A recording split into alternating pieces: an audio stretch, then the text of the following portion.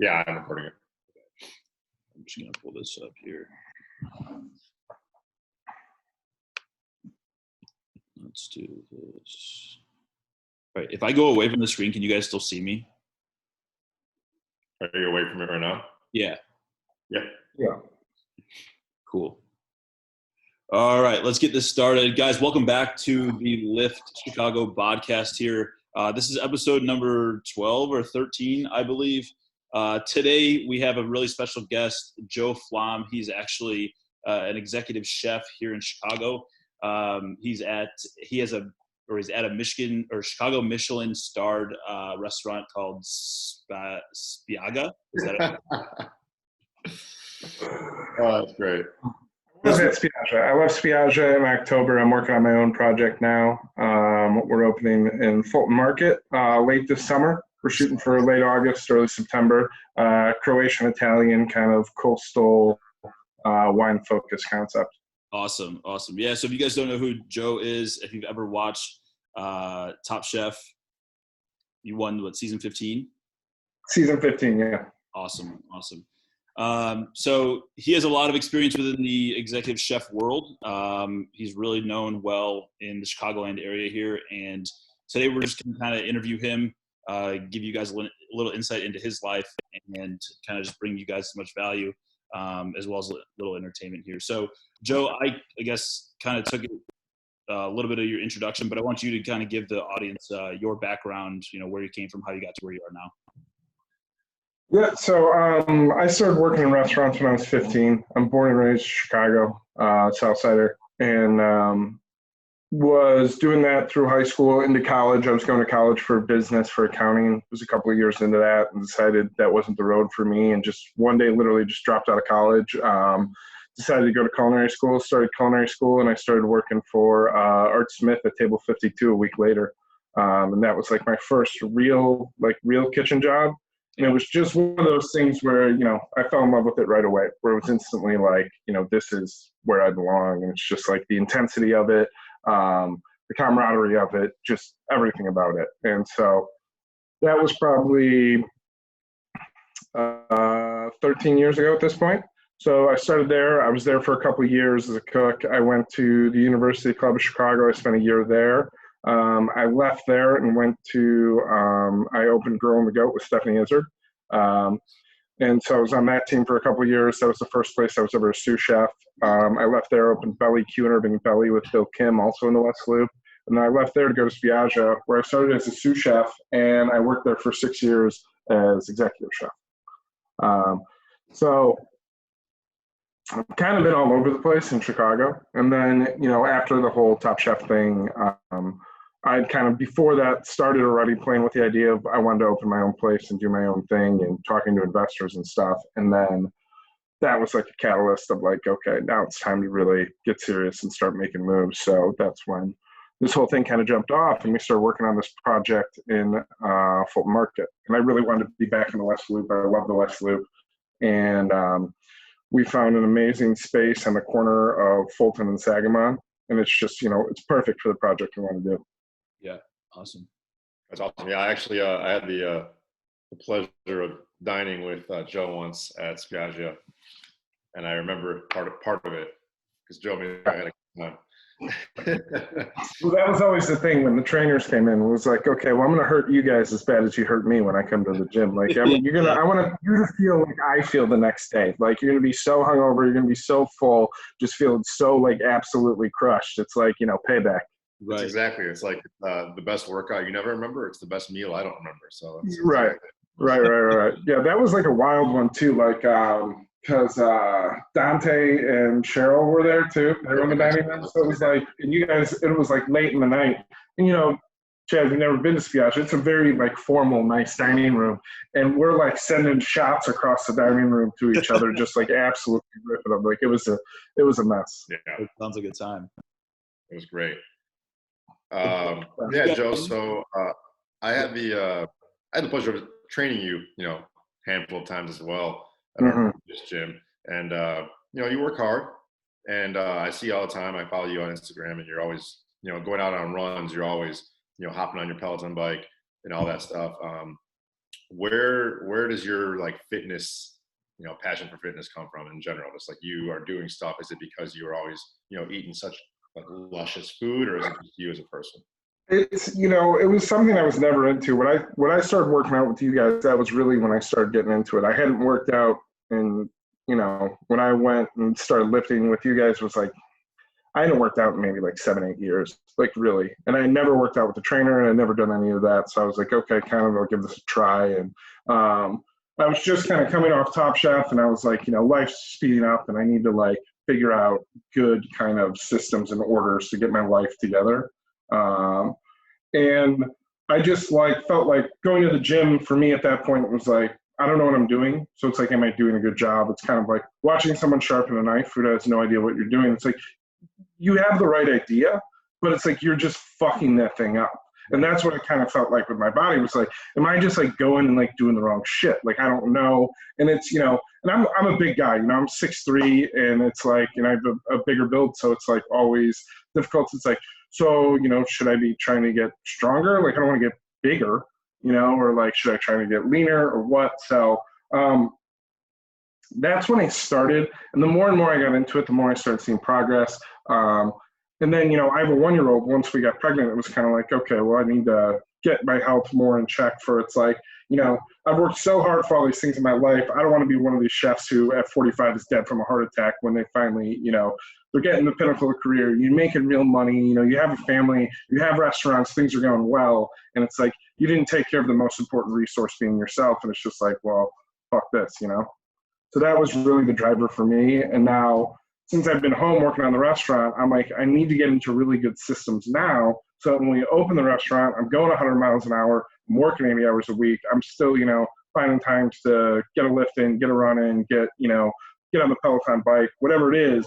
Like, because it's been, since I started working out, and I think it's been, let's say 2.5 years, maybe 3 years, like what it's done for like my clarity and like what it's done for me, like just, because it's like, it's not something that I wouldn't say like I like it, but I like the feeling of it. It's like, I think like you guys are like sick fucks. Like you're like sitting there like, can't wait to squat today. It's like, I never feel like that. I'm never going to the gym like, can't wait to squat today. What a squat day, but I like the feeling of going in there, and that feeling of like, when you throw a bunch of weight on, like you can't think about anything else in the day. You can't think about like, well, are they going to cook the chicken right tonight? Did we order enough of this? Did we order enough of this? All you're thinking about is like, I hope this weight doesn't fucking squash me, right, and my knees blow out and I die. You know what I mean? Like, so it's like, it's really, because there's so much, like for me, what I like is like the stress of the moment takes away the stress of the day, the week, the month, everything. You can shut out everything else. I can't think about new dishes. I can't think about new food. Like while I'm working out, all I can think about is completing the task at hand. And like you go into this kind of silo, and because you shut everything off, it's almost like, unplugging and replugging in. Then when you replug in, it's like, I just feel like, your brain is just like functioning. You're more creative. You're more like, you can sort out all the information that's coming at you really fast. Interesting take on it. Yeah, I mean, I feel that same way whenever I sit and I have to do a bunch of office work. I get in the gym and it clears my mind back up. Like right. This morning before we did this, I actually am thinking right now, I can't wait to work out today. I'm going to get a massive workout in. But I was doing a bunch of office work before, and I'm like, as soon as this is done, I'm getting that lift in, right? Right. That's like your carrot at the end of it. Where for me, it's like, I'd always be like, I'm going early, I do my office work, and then I'll be like, I'll go in extra early to do my office work, and then I'll have 30 minutes to work on new dishes, or an hour to work on new dishes. And that's my carrot at the end of the stick. It's like, I can't wait to get in the kitchen alone and like just work on some stuff. You know what I mean? Play around with some plating, do some dishes, do a little bit of R&D. That was always like my carrot for doing office work. And I always like felt like if I got that workout in first, like my head was just super clear. Yeah, I can see that. So, what do you consume on a daily basis? Obviously you know how to make a bunch of different shit, but do you have a regimen of what you eat breakfast, lunch, and dinner? I think like it's hard, for like anyone who I've ever trained with, they're always like, you train really hard, you go really hard, and you do a good job at that. They're like, the missing piece is nutrition. And I think it's hard for a lot of chefs because we've focused our whole lives on food. We know a ton about food, we know a ton about cooking, but we don't know a ton about nutrition. It's like we know how to take anything and make it taste good. And the idea is always like, how do we make this taste the best? How do we make this the best? So for me, it's just kind of trying to find a balance, like right now with like quarantine and everything, since it's crazy, I write basically a week of menus at a time for me, my wife, and my son. So breakfast, lunch, and dinner, cooking, 3 meals a day, 7 days a week, and just try to balance it as best as I can. You know what I mean? And try to give it enough variety. Try to do, like one night's vegetarian, a couple nights of fish, a couple nights of meat, and just try to balance it like that. Lighter lunches, and I've tried to do a better job of just buying better stuff to have in the house. Because it's like, well, if it's not around, you can't eat it. Right. So it's like just having more stuff of like better snacks during the day of like, cheese, fruit, like protein bars, shit like that, as opposed to having, like the problem is like when you're at the restaurant, it's like I would go from the gym to the restaurant and like I would hit there at the same time as like the bread delivery all the time. So it's like you just got 50 pounds of the most beautiful bread off a truck. It's like, what are you going to have for breakfast? Like, yeah, rip off a piece of focaccia, you know what I mean? A little olive oil, a little honey, and it's like all day. Oh man, now I'm hungry. That's my breakfast too. Yeah, that's like I think the hard part with it with chefs. It's like, and it's like, and I know the people who it's like they're meal planning and they, like Mariah, who Josh and I both know, will eat like ground turkey like 7 days in a row. And it's like there's no fucking way in hell I'm gonna eat ground turkey for dinner. So do you ever look at food for yourself or for your family as a sustenance style of meal, or is it usually like you said, you're always trying to make it taste good? Is it like, hey, I'm going to make sure that we're getting this food basically just to feed our bodies, or is it always like, I'm going to butter and salt the shit out of this to make sure it tastes real good? I'm trying to back off of that some and be like, okay, you know what I mean? Like, let's make it really good, but also it's like, what can we do to just make it, a little bit more healthy? Just eat more vegetables, just eat more fish, and like that's usually the area I go with it. And it's just like less butter, more olive oil. Does that really work? I don't know, and just trying to, buy really good ingredients, I think is half the battle. For sure. Yeah, I remember when I mean, it's much different. When I was working in the bar industry and I got to run food back and forth from the kitchen, like there was always leftover stuff back there, or like there was a mess up and they would just put it up on in the right warming bowls, whatever those things are called, and I would just snack on fries, whatever. Obviously, you guys have much more fine dining where you were at, but I mean, I'm sure that's really hard for a chef too, because you're tasting a lot of the stuff that you're putting out.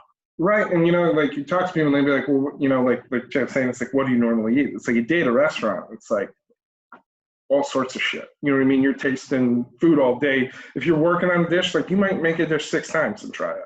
And it's like, and I know there's chefs who I've known who they're like real strict and they're like, yeah, I'm on this diet and I'll just taste this and I'll spit it out. I'm like, I just can't do it. I can't do food like that. Like I enjoy the process of cooking too much. I enjoy creating a dish too much. Like I can't take the enjoyment out of it. Like we work way, way too hard to not enjoy it. And, and I think that's like the same kind of thing in your guys' industry is where it's like, you guys work really hard, but like, you're like, can't wait to get a lift in later. Like, it's like if you don't enjoy it, you just can't do it. There's no middle ground. Like if you didn't enjoy it, you'd be, whatever, selling logistics or, whatever all your U of I homies do. Like, so it's like, that's for me, like super important. Yeah. Yeah. Yeah. I think, like, obviously for me, like I'm in the middle of like where Mariah kind of was, like just eating ground turkey every day. Like I can do that if I need to. I like to eat for taste and do as best as I can. But like a lot of the times, like, I see like the 3-pound thing of ground turkey and I'm cooking it all up and just like waiting till I can throw it with like a different potato, vegetable, and a sauce, right, and then just eating that way. So like if I knew more what I was doing in the kitchen, I think I would take that time. But I also I hate cleaning dishes, so I don't. Yeah. So. Well, as a chef, you have a dishwasher. Yeah, when I'm at the restaurant. Now I am my own dishwasher. But yeah, I think like that's the weird, the crossroads of it. But I think, the nice thing like for the chef is like I feel like as I've learned like working out, it's like a lot of the principles of like there's like a lot of kind of things that intersect from like, I think when you work with a good trainer, it's kind of like working with a good chef. It's like taking you to that point of like where this is where you thought you were comfortable, right? And we're going to work really, really hard at this level you thought you were comfortable at. And it's the same thing with like training up cooks. It's like, I'm going to get you to your max level. And then when you're there and you're like, this is everything, I'm like, just a little bit more. And it's always resetting that baseline every day. And that's what we do with our cooks every day. It's like, okay, like, I know you thought that was the best you can cook and the fastest you can cook and the most you can produce and the most perfect you can plate. But like, that was yesterday's. And it doesn't matter today. No, only today matters. And I think, that was like a good thing as I got into fitness that it taught me of like using that mentality of like, you have to just, you get it to the top and you keep going forward. And like the idea, and I think also the idea of like it, like when I thought back, like how long did it take me to really become good at cooking?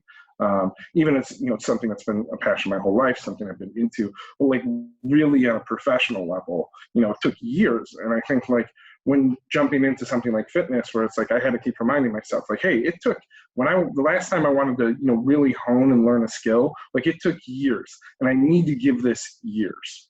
And I think that's a really hard thing to look at because a lot of the stuff is so like 6 weeks, 8 weeks, 12 weeks, do this thing. And you're like, yeah, it's not going to work for me because it's like, I can't just like live off of avocados for 9 weeks and run a restaurant and, like drop 20 pounds. Like that's just not going to happen. Like this has got to be long-term. This has to be sustainable.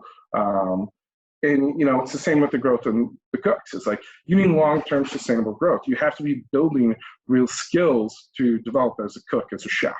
So it's like, I think that's the thing I've really appreciated about, getting into fitness is learning those things.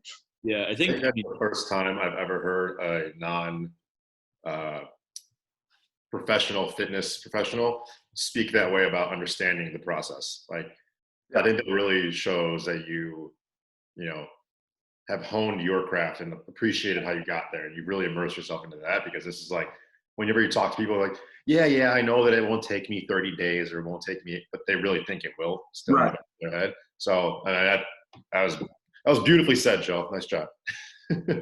Yeah, I think the idea of like, you guys would always say like, like, don't let the panic get in, or, it's like something like that. Like, don't let the panic seek in.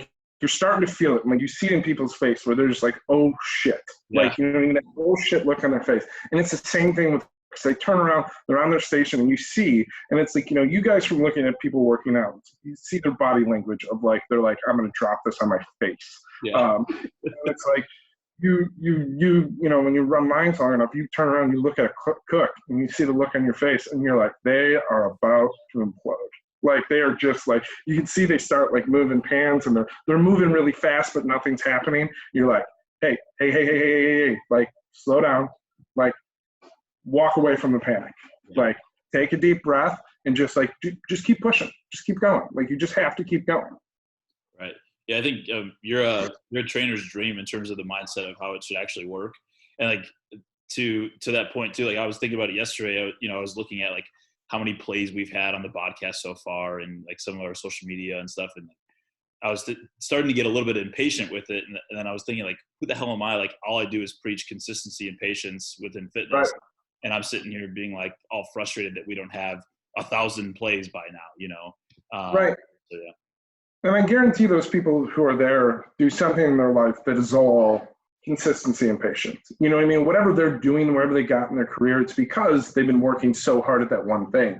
And I think, for people like us where it's very specialized, it's very easy to do in our own tunnel, right? To be like, okay, well, I just keep working on, I'm going to butcher fish, like at one point I want to get better at fish butchering. So I was like, I'm just going to butcher fish every morning for 2 years. I butchered fish by myself, just so I get good at it. And then you get good at it. And then you're able to teach other people to do it. But when you go outside of your lane and you're like, I'm going to learn a new skill that, isn't even close to being in my wheelhouse. So it's going to take me a lot longer to get good at, and like for me, like running, it was like I wanted to run a 5K, and I was like, this is just, I'm never gonna be able to fucking do this, and it just took forever. And then it's like now it's like I can, run a 5K as like my casual run, which is like nuts to me. And then it's like when you see that progress, though, you're like, okay, like we're going somewhere. Right. Absolutely. Joe, talk a little bit about like what you do now. Are you more teaching people, or are you more building menus for the new restaurant coming up? Are you like setting up your staff? What's that process like? So right now it's very much like, working on menus, but there's only so much you can do at home, because it's like, this isn't, a big part of the new restaurant is we're building out this like 9-foot custom charcoal hearth. So it's like, there's certain flavors and stuff that it's just like, I can't really emulate from here. Like I can fuck around with it and get the idea of it. And there's a couple dishes I've done where I'm just like made it. And I'm like, this will be, this is really good. But when we can do this right, this is going to be like an awesome, like showstopper dish. So it's working on that right now. And then it's more like, once we get in there, my role is kind of from being, I think what it used to be was very much like just developing stuff nonstop, just pushing and running service. And now it's become much more, and what I want it to be is like when I was running the restaurant, it's like, how do I find time every day to teach someone something? Like I need to find 20 to 40 to an hour a day to make my staff better, to make the people around me better, to make my cooks better. Because if I'm not willing to take the time to make them better, how can I ask them to take the time to make them better? If I'm not as focused on them as they need to be on themselves, like it's just, maybe they'll do it. Maybe they're one of those people who will just naturally do it. But, I think for the most part, if you're not taking the time and spending it with them and really coaching them up, like you're just not going to see the results. For sure. So it's a lot of that. And I mean, and right now too, we're at the process with the restaurant where it's like, we're like picking out chairs, picking out tiles on the floor, picking out handles on the bathroom doors, picking out, plates, glasses, silverware, all those things. Like they need to happen. Because it's like, those are the weird things that take a ton of time too. Like plates take forever. It's one of those weird things where it's like, you think about it, it's like every store you go in has plates, right? But if you need 400 plates, like most places don't have 400 plates. Right. And it's like you need 400 plates of 14 different kinds of plates. And then if you want anything custom on those plates, it's like you could be waiting 9 months. Oh, I thought it was stressful when we were picking out our all of our wedding shower stuff like that, whatever that's called. The registry. Registry, there you go. Like doing that, like, oh, these forks, I don't care. I just want a fucking fork. I don't need a fancy ass fork, right?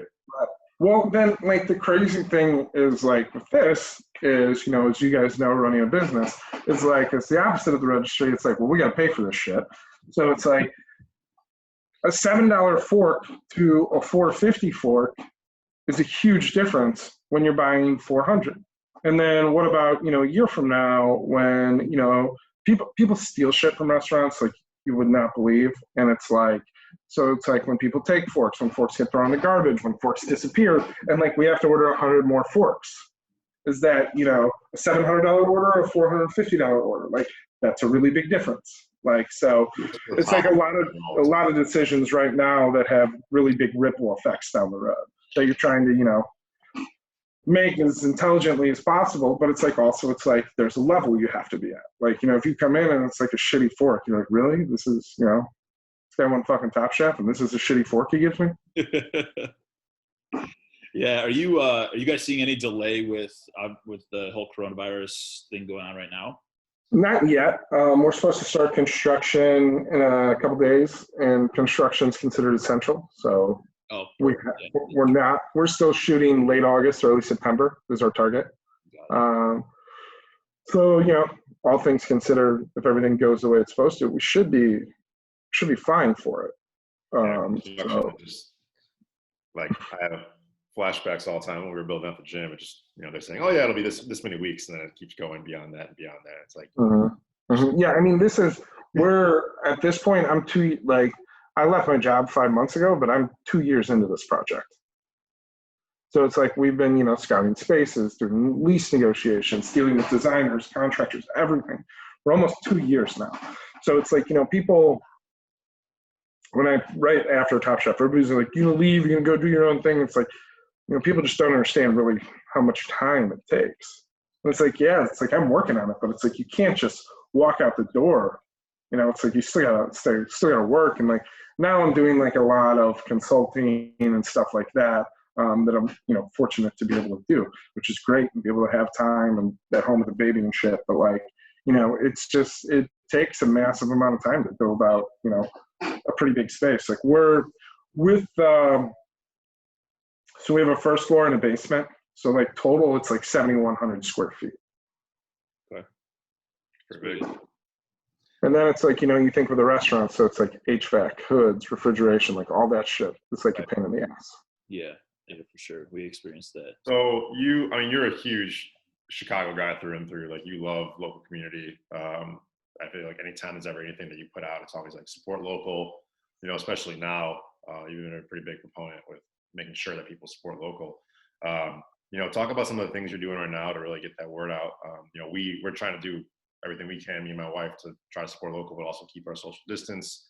And in general, at Lyft, we're really trying to build a community as well. So talk about some of the things that you're putting out there right now. Yeah, I think, it's important to support, like what I've said to like my wife, my friends who are like, well, what do we do? It's like support the thing you want to be there that are on the other side of this, so it's like, if there's like, I don't drink a ton of craft beer, but it's like, I want these craft breweries to still be in my neighborhood when this is all said and done, because they're great for the neighborhood. They serve food.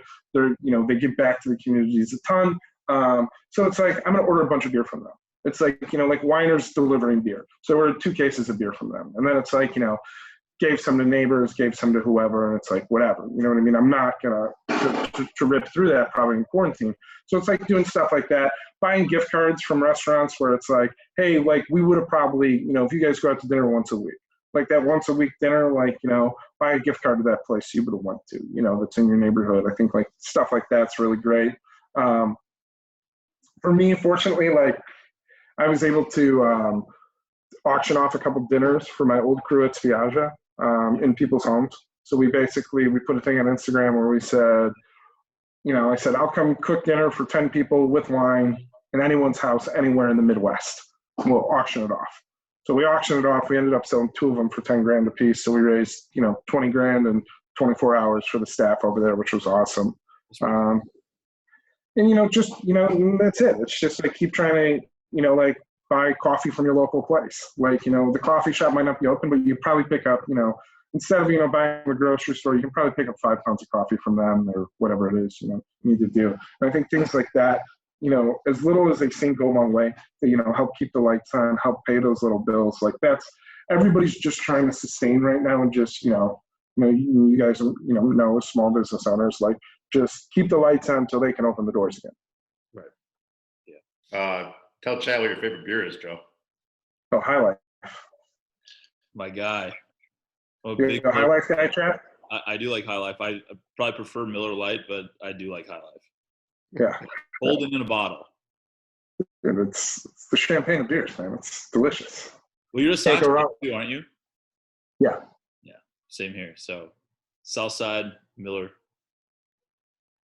I'm supposed to actually get, I think Goose Island's sending me over a bunch of those White Sox Goose Island cans. Oh, really? Yeah, have you seen those? No, I haven't. Are they like the stripe like the jersey or what? Yeah, they're like all black and they say White Sox and it's like Goose Island White Sox beer. That's sweet. Yeah. And you got those Cubs fans drinking Budweisers that their rival makes. It's like, come on. Yeah, right. You're right. Like you're drinking like old style. They serve one. You're drinking $47 Bud Lights in the bleachers, Josh. Who are you kidding? Catalina Club. Come on. Oh, the Catalina Club. Yeah. I've been out there. I know about it. The 1940 Club or whatever it's called. 1914 Club. 14. Yeah, my wife took me there one time. That was just something I'd never experienced before. I don't think I even watched the game because I ate the whole time. I put the burger on the menu there. Oh, really? Oh, really? Nice. So that's Levy runs those, and Levy owns Spiaggia. So I was running a burger at Cafe Spiaggia, and they had the head guy from Cubs was in there, He had the burger for lunch, and he's like, "Oh, I want this in the 1914 club." They're like, "Okay."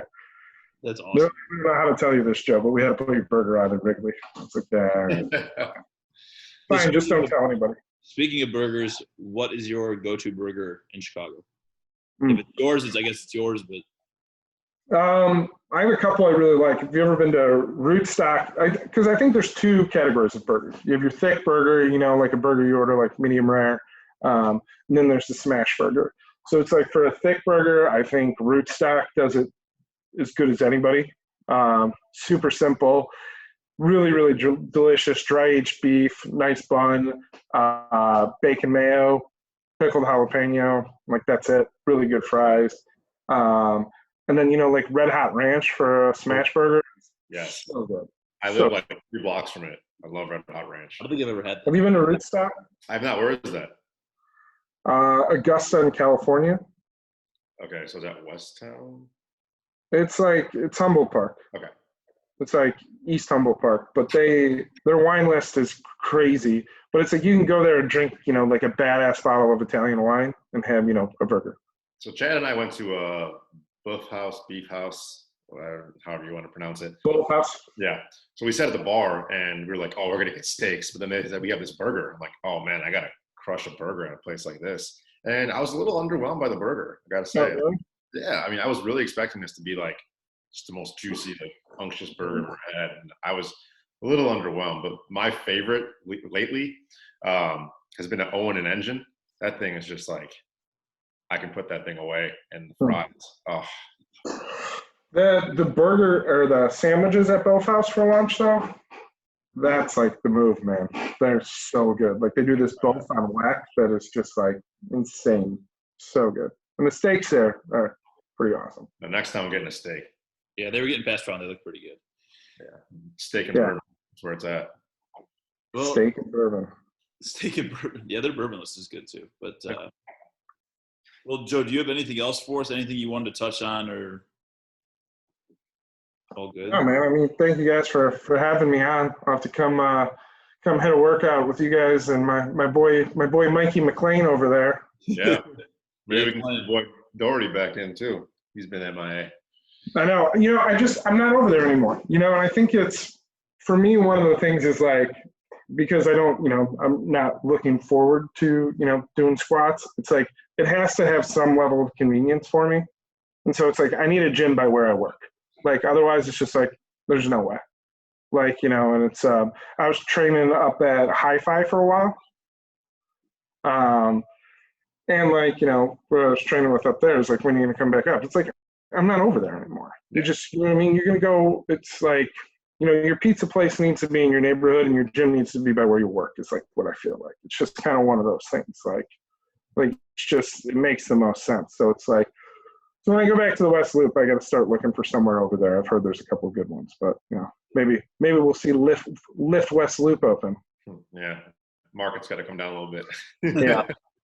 I missed those back in the day when you guys were at that other spot. I think you do them now too. Those like 30-minute hit classes. Do you guys still do those? Yeah.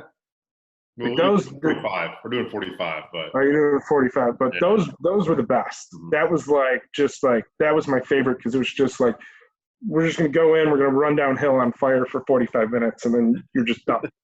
Yeah, man, we do those all the time now. So if you're ever looking for one, or want to get a little sweat in, come on by. We're not far from West Loop. We're right off the highway. I know where you are. Yeah, exactly. Don't tell me where you are. Tell me where you are. I don't know where you're at. Come on. I'll even send Mikey McLean out to valet your car for you. Oh, wow. That's service, man. That would be some service. Well, Joe, tell everyone where they can find you, social media, website. Where do people like to find you? So if you're looking for me, I'm at Flamm on Instagram. You can find me on Twitter as well there. And then joeflamm.com for all the updates on the new restaurant and all that stuff. Cool. I like the segment where Joe goes on the website. It's clever. Yeah. It's good. We're working on it, man. We've just been doing, I see you guys out there doing the same, but it's like right now, it's like all you can really do is social media stuff. And like just kind of keep trying to build that following. So like for me, like me and Steph have been doing cooking segments together and stuff. And it's like you just got to keep, building the brand, pushing the brand, and absolutely hope we make it to the other side of this shit. Yeah. Honestly, that'd be nice. Come up and have some of those dovetails. Yeah, man, I'm telling you that if you're into those Czech beers, that place is really cool. And I know it's on the north side, but it's in the middle of there's like railroad tracks right there, and it's like all industrial, so you wouldn't even know where you are. Where is it at?